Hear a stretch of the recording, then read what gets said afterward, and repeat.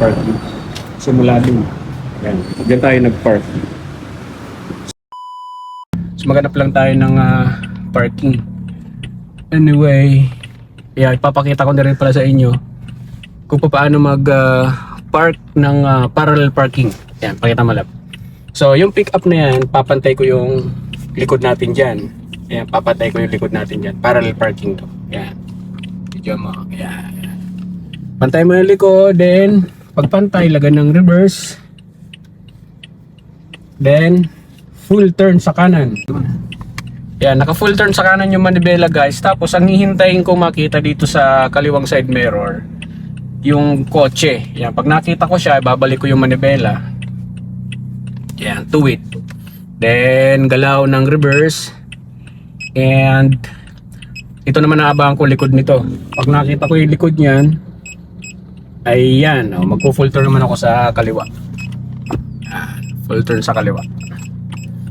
Okay, tuloy-tuloy lang yung galaw. Okay.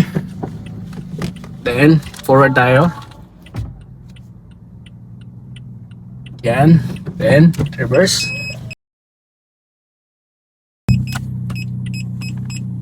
Okay. Yan. Ayan, tuwid natin. Yung manibela. Pakan. Tuwid lang natin. Yan.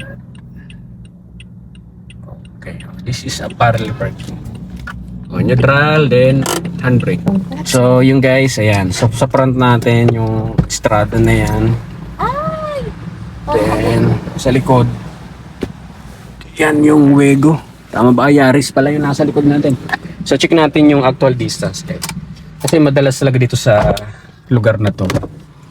Madalas naka-parallel parking ngayon. Lahat yan naka-parallel parking.